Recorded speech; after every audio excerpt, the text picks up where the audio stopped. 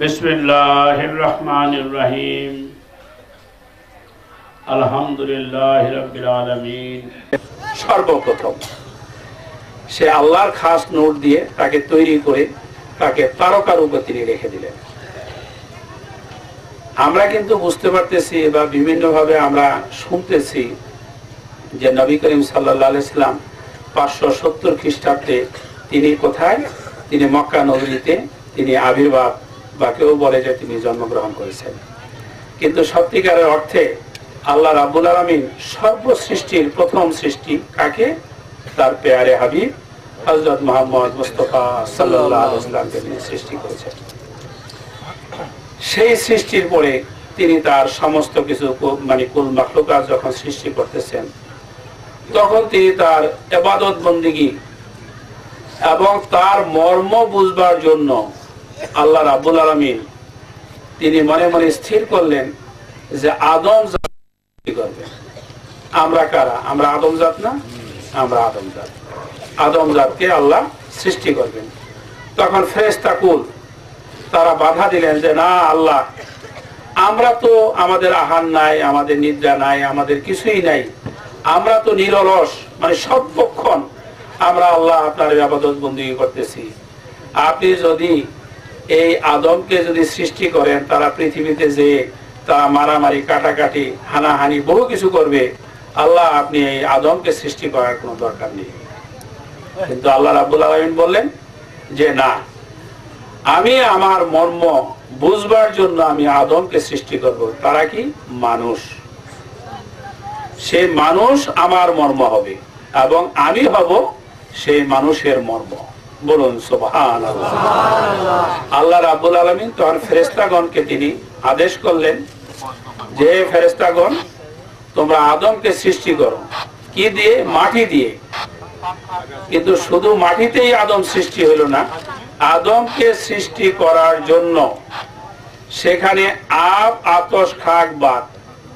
আব মানে পানি, আতশ মানে আগুন, খাক মানে মাটি, বাত মানে বাতাস। একজন মানুষকে আমরা দেখতে পাচ্ছি যে আমরা রক্ত মাংসে গঠিত মানুষ, কিন্তু একটা জিনিস লক্ষ্য করবেন, শ্বাস প্রশ্বাস আমরা নিতেছি, এটা কি? এটা বাতাস না? যখন এই শ্বাস প্রশ্বাসটা চলতে থাকে মানুষের শরীর গরম থাকে, গরমটাই তো আগুনের একটা অংশ। কি বলছি, কথা বুঝছেন? যখন তার শ্বাস নিঃশ্বাস না থাকে তখন তার শরীরটা, একজন মৃত ব্যক্তির শরীরটা কি হয়? ঠান্ডা হয়ে যায়। তাইলে এখন মাটির সাথে কি হলো? পানি দিয়া ছানতে থাকলো, পানি দিয়া তৈরি করতে থাকলেন। এই তৈরি করার পর্যায়ে কি হইল যে তখন তার সাথে আল্লাহ পাক শ্বাস প্রশ্বাস নেওয়ার জন্য আল্লাহ কি করলেন? বাতাস দান করলেন। শরীর গরম থাকার জন্য তিনি আগুন দান করলেন। তাইলে এখন কি হইল? মাটি, পানি, বাতাস এবং আগুন দ্বারা কি হইল? মানুষ তৈরি করা হইল।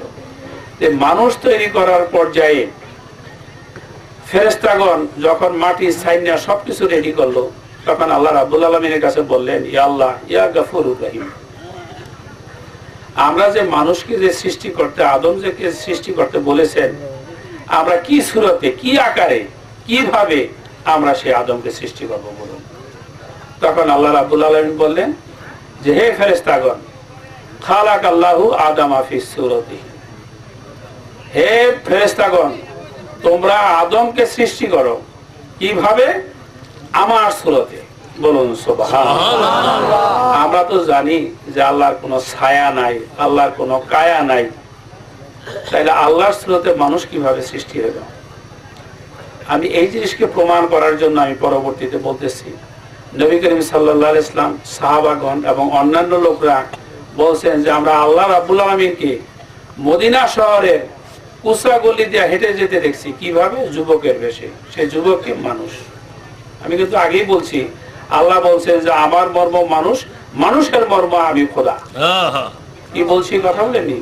সেই আল্লাহ রাব্বুল আলামিন এত মহব্বত করে আশরাফুল মাখলুকাত, সমস্ত সৃষ্টির শ্রেষ্ঠ সৃষ্টিকে আদম, এবং কুল মাখলুকাতের সমস্ত সৃষ্টিকে আদমের মঙ্গলের জন্য, তার সমস্ত কিছু আরাম আয়াস সুবিধা অসুবিধা সমস্ত কিছু তার পরিপূর্ণের জন্য কুল মাখলুকাত সমস্ত বিশ্ব তৈরি করা হইল এই আদমের মঙ্গলের জন্য, তার ভালোর জন্য, তার শান্তির জন্য।